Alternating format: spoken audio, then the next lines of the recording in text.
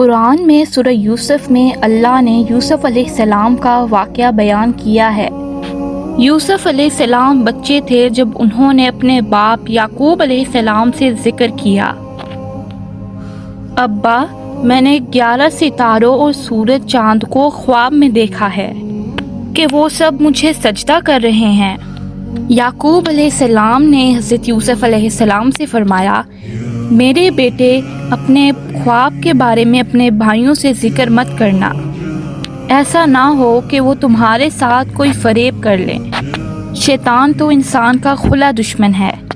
یعقوب علیہ السلام کو علم ہو گیا تھا کہ اللہ تعالیٰ یوسف علیہ السلام کو نبوت اور سرداری بخشیں گے۔ وہ یہ بھی جانتے تھے کہ یوسف علیہ السلام کے بھائی ان سے حسد کرتے ہیں، اسی لیے حضرت یعقوب علیہ السلام نے اس بات کو پوشیدہ رکھنا چاہا۔ حضرت یوسف علیہ السلام کے ایک ہی سگے بھائی تھے، بنیامین، جبکہ ان کے 11 سوتیلے بھائی تھے۔ بنیامین حضرت یوسف سے چھوٹے تھے اور ان سے بہت پیار کرتے تھے، جبکہ باقی کے 11 بھائی حضرت یوسف سے عمر میں بہت بڑے تھے اور ان سے بہت زیادہ حسد اور جلتے تھے۔ چھوٹی ہی عمر میں حضرت یوسف اور بنیامین کی ماں وفات پا گئی، اس لیے حضرت یعقوب علیہ السلام کی زیادہ تر توجہ اور محبت ان دونوں نے پا لی۔ ایک دفعہ انہوں نے آپس میں بیٹھ کر یہ سوچا کہ ہمارا باپ ان دونوں بچوں سے ہم سے زیادہ کیوں محبت کرتا ہے جبکہ ہم طاقتور جماعت ہے۔ ان بھائیوں کی حسد اور جلن اس حد تک بڑھ گئی کہ انہوں نے حضرت یوسف علیہ السلام کو قتل کرنے کے بارے میں بھی سوچ لیا کہ تمہیں یوسف کو مارنا نہیں چاہیے بلکہ اس کو کہیں پھینک آؤ یا کسی کنویں میں ڈال دو، اس سے ہمیں گناہ بھی نہیں ملے گا اور ہماری جان بھی چھٹ جائے گی اس سے۔ اس کے بعد وہ سارے بیٹے کل حضرت یعقوب علیہ السلام کے پاس گئے اور کہا کہ آپ یوسف کے معاملے میں ہم پر اعتبار کیوں نہیں کرتے؟ ہم یوسف کو اپنے ساتھ لے کر جانا چاہتے ہیں، اس کے ساتھ کھیلنا چاہتے ہیں۔ ان کے بار بار اصرار پہ حضرت یعقوب علیہ السلام مان گئے اور انہوں نے حضرت یوسف علیہ السلام کو ان کے حوالے کر دیا اور وہ رضامند ہو گئے حضرت یوسف علیہ السلام کو ان کے ساتھ بھیجنے کے لیے۔ پھر اگلے دن تمام بھائی حضرت یوسف علیہ السلام کو لے کر روانہ ہو گئے۔ راستے میں انہوں نے حضرت یوسف کو بہت زیادہ مارا پیٹا اور پھر کنویں میں پھینک دیا۔ حضرت یوسف علیہ السلام کنویں پہ ایک پتھر پر گرے اور پتھر پر بیٹھ گئے تو اللہ نے تب یوسف علیہ السلام پر وحی نازل کی کہ پریشان مت ہو، تم بہت جلد ہی اس کنویں سے نکل جاؤ گے۔ جبکہ بھائی روتے ہوئے حضرت یعقوب علیہ السلام کے پاس گئے، وہ سارے حضرت یعقوب سے کہنے لگے، ابا ہم لوگ تو کھیل کود میں لگ گئے اور دوڑ میں لگ گئے، مگر پیچھے سے بھیڑیا آ گیا اور حضرت یوسف علیہ السلام کو کھا گیا، ہم اسے نہیں بچا پائے۔ رو رو کر ان میں سے ایک نے کہا، اور ثبوت کے طور پر حضرت یوسف علیہ السلام کے کرتے کو خون سے، وہ جھوٹ موٹ کے خون سے نہلا کے لے آئے تھے، انہوں نے حضرت یعقوب علیہ السلام کو وہ دیا۔ حضرت یعقوب علیہ السلام نے کہا، یہ تو جھوٹ ہے، بتاؤ بھلا وہ کیسا بھیڑیا تھا جو میرے بیٹے کو تو کھا گیا مگر اس کرتے کو نہ کھایا۔ حضرت یعقوب علیہ السلام کے بار بار اصرار اور انکار پر بھی ان بھائیوں نے کچھ نہ بتایا۔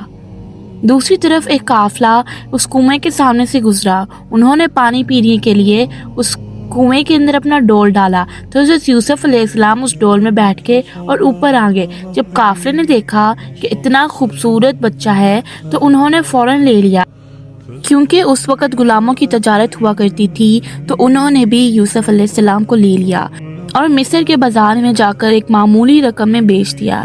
مصر کے بادشاہ اس وقت مصر عظیم نے حضرت یوسف علیہ السلام کو خرید لیا۔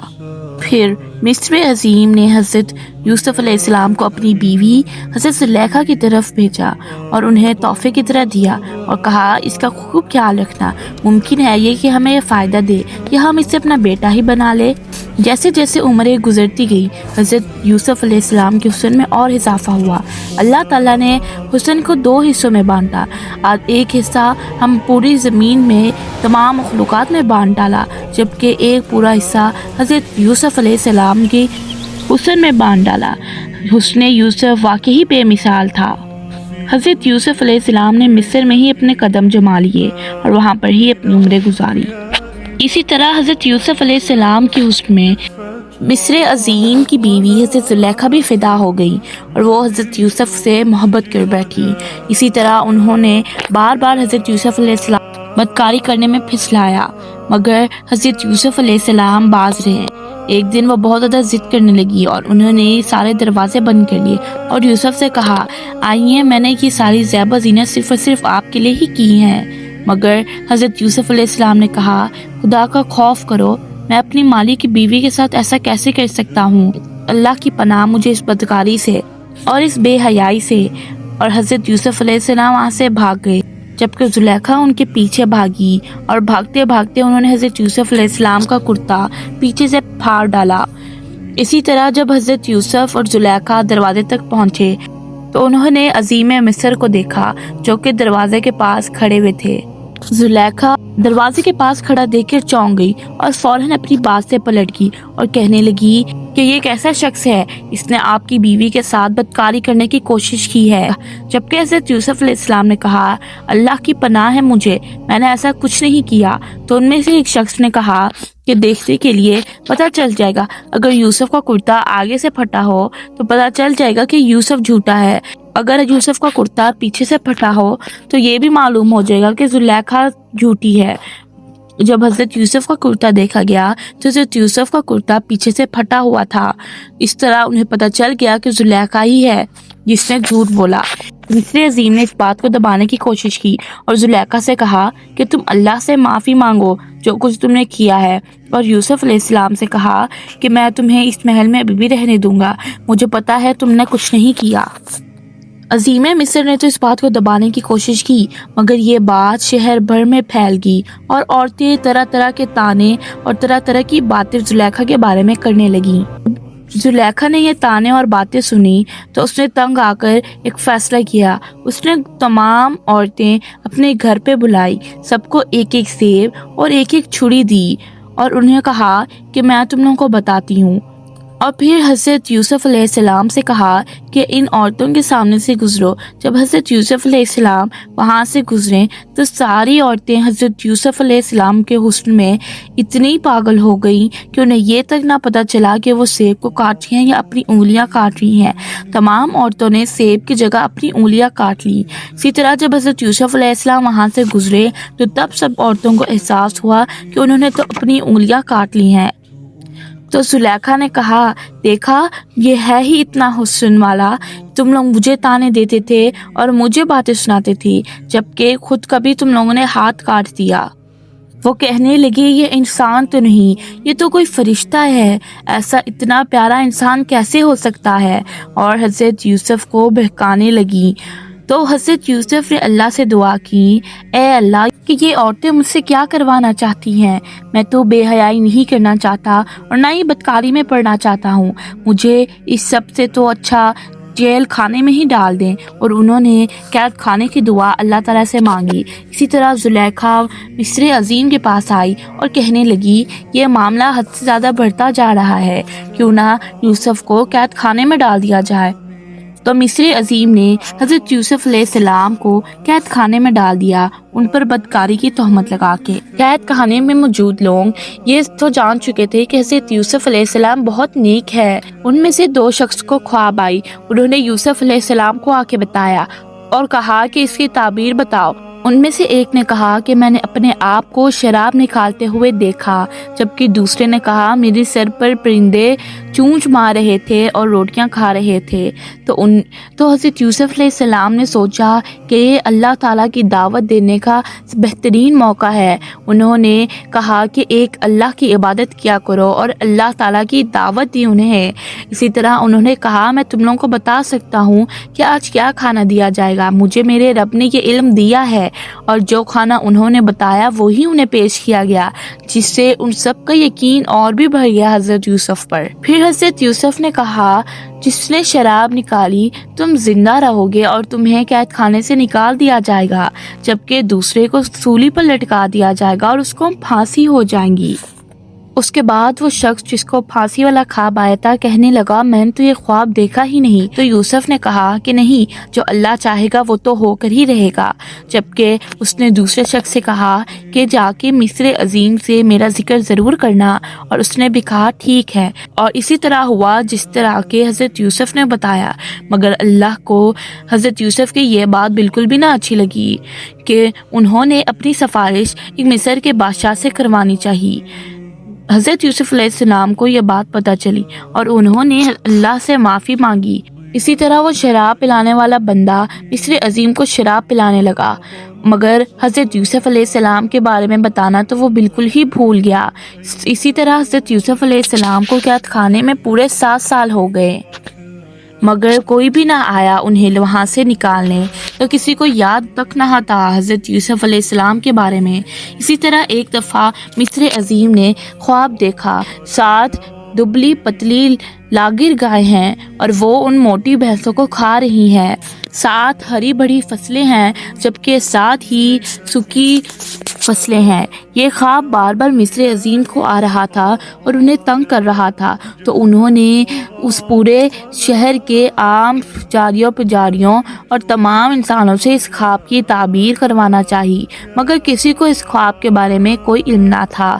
اور کہنے لگی مصر عظیم سے کہ یہ خواب آپ کے لیے کوئی برا خواب ہوگا، مگر اتنی بڑی بات نہیں ہے. مگر مصر عظیم کو یہ بات اندر سے چبھ رہی تھی اور وہ پھر بھی اس کی تعبیر کروانے کی کوشش کر رہے تھے.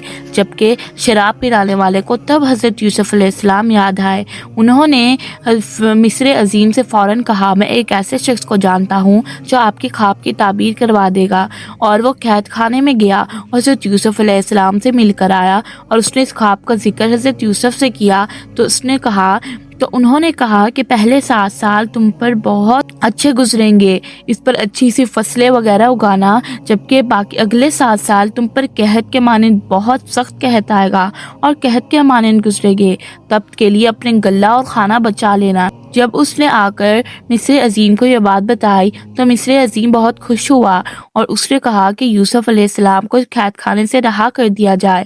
مگر یوسف علیہ السلام کو اس بدکاری کی تہمت کے ساتھ نہیں نکلنا تھا، اس لیے انہوں نے انکار کر دیا. جب مصر عظیم نے یہ سنا کہ اگر 7 سال بعد کسی شخص کو کیسے رہائی ملے اور پھر بھی وہ منع کر دے، ایسا کیسے ہو سکتا ہے، اس لیے اس نے اس واقعے میں تمام عورتوں کو اپنے گھر پہ بلایا اور ان سے پوچھا. تو وہ کہنے لگی یہ سچ ہے کہ ہم یوسف علیہ السلام کو اپنے طریقے سے بہکانے لگیں اور ان کے ساتھ بدکاری کرنے کی کوشش کی، مگر انہوں نے کچھ بھی نہیں ایسا کیا. وہ بہت اچھا اور نیک انسان ہے. جبکہ زلیخا نے بھی سچ کا اعتراف کیا اور جھوٹ نہ بولا. مصر عظیم کی نظر میں یوسف کی اور بھی عزت بڑھ گئی اور اس نے یوسف کو نکال دیا اور اس پر سے تہمت اور بدکاری کے تمام الزامات بھی اتر گئے اور ان کو پورے کے پورے مصر کی دیکھ بھال کرنے کو کہا. اسی طرح حضرت یوسف علیہ السلام نے سمجھداری سے پہلے 7 سال اتنی فصلیں اگائی اور سارے گنا وغیرہ اگائے اور ان کو ذخیرہ اور ان کو سیو کرنا چاہا. تو جب اس قحط کے 7 سال کا وقت شروع ہوا تو آس پاس کے ہر علاقے میں سے سارا کھانا، گنے وغیرہ سارا کچھ ختم ہو رہا تھا، جبکہ صرف مصر ایک ایسا شہر تھا جس پہ ابھی بھی ویسے ہی آبادی اور سارا کھانا ویسے ہی تھا جیسے کہ پہلے، اور تمام غلے کی قیمت بھی پہلے جتنی ہی تھی. حضرت یوسف علیہ السلام غلہ دیا کرتے تھے ہر بندے کو ایک پورے سال کا، مگر اس کے لیے ہر بندے کو اپنا پورا خاندان کا فرض لانا پڑتا تھا تاکہ انہیں اس حساب سے غلہ ملے. تو جب حضرت یوسف علیہ السلام کے 11 بھائی، ان کی بھی سارا کھانا ختم ہو گیا اور اناج ختم ہو گیا، تو انہوں نے یعقوب علیہ السلام سے اجازت لی اور مصر روانہ ہوئے. تب آس پاس کے بہت سے لوگ مصر روانہ ہونے لگے تاکہ ان کو قحط سے تاکہ وہ لوگ بھی قحط سے بچا جا سکے. اسی طرح جب حضرت یوسف کے سارے 11 بھائی حضرت یوسف سے غلہ لینے آئے تو یوسف علیہ السلام نے بتایا کہ وہ ان کا وہی بھائی ہے جن کو انہوں نے کنویں میں پھینک دیا تھا۔ تو وہ سارے بہت زیادہ حیران ہو گئے اور حیران ہو کر حضرت یوسف کو دیکھنے لگے۔ اس موقع پر یوسف علیہ السلام انہیں سزا بھی دے سکتے تھے مگر انہوں نے معاف کر دیا۔ انہوں نے بتایا کہ ان کے والد یعقوب علیہ السلام اب اندھے ہو گئے ہیں، تو یوسف علیہ السلام نے انہیں اپنا کرتا اتار کر دیا۔ جب حضرت یوسف علیہ السلام کے کرتے کو ان کی آنکھوں پر ڈالا گیا تو ان کی بینائی واپس آ گئی۔ ان کو بہت زیادہ حوصلہ ملا یہ سن کر کہ حضرت یوسف علیہ السلام ابھی زندہ ہے، اور انہوں نے اپنے بیٹوں سے کہا کیا میں نہیں تم لوگوں سے کہتا تھا کہ مجھے اللہ تعالیٰ سے ان باتوں کا علم ہے جن کا تمہیں علم نہیں؟ تو وہ سارے کہنے لگے کہ اللہ سے ہمارے لیے بخشش طلب کیجئے، کیونکہ انہوں نے بھائیوں نے تو کہہ دیا تھا کہ ہم اللہ سے بعد میں معافی مانگ لیں گے، مگر انہیں 40 سال تک توفیق نہ ہوئی معافی مانگنے کی۔ بے شک اللہ انہیں توفیق دیتا ہے جسے وہ چاہتا ہے۔